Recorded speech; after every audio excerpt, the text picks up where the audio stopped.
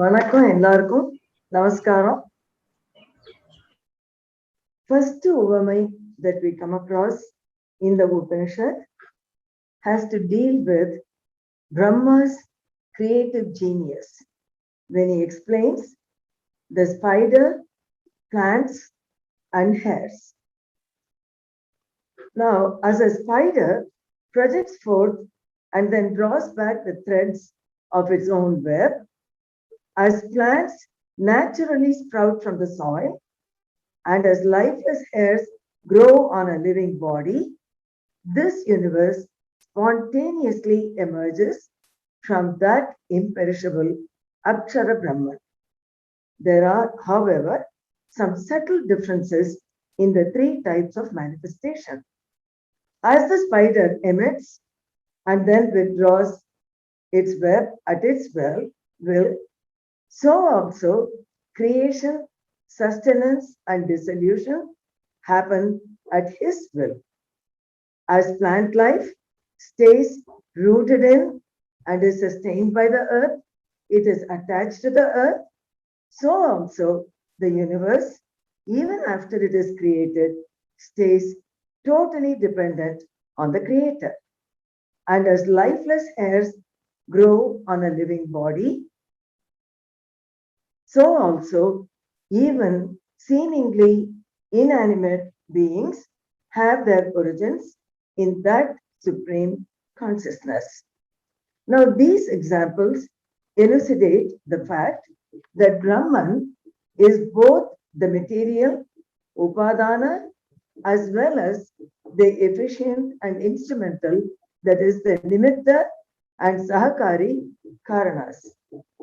Indeed, all of the creation is already embedded in the Brahman as Prakriti. Creation simply emerges spontaneously from Prakriti at his will and his thought. Thank you very much. Thank you.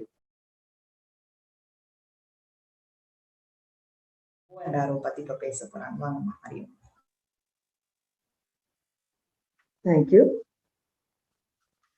இந்த போ and arrow example எப்படின்னா, மனசை எப்படி உள்ள இழுத்து அடக்கிண்டு நம்ம மெடிடேஷன்ல sink ஆகணும் அப்படின்றத பத்தி this metaphor is given.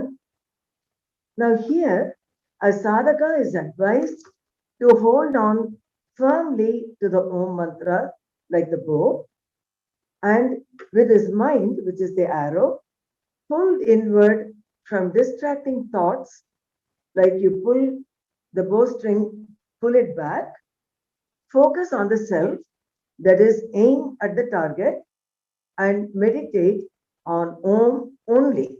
That is, you shoot the arrow at the target of the self.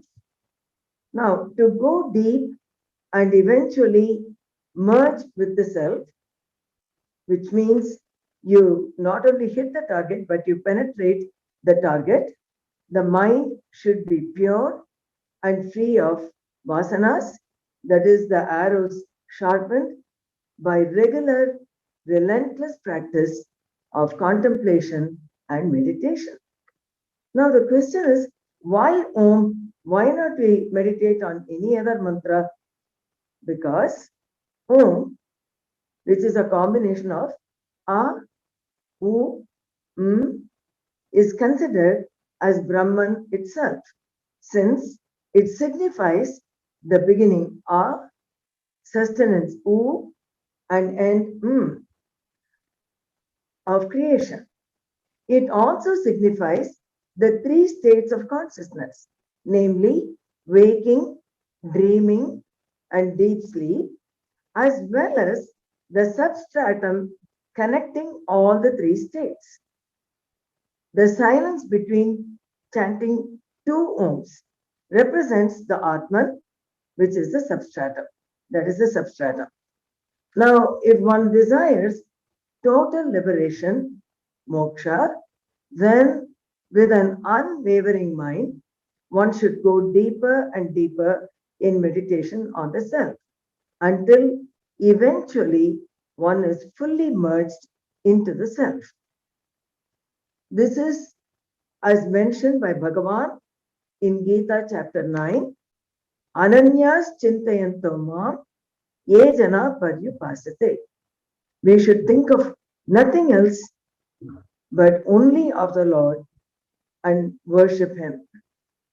And then we can, by going deeper in meditation, get fully merged into the self until we feel, as Ramana Maharishi would say, we feel the Om emanating from the center of our heart, from the Hridayam, and spreading to our personality.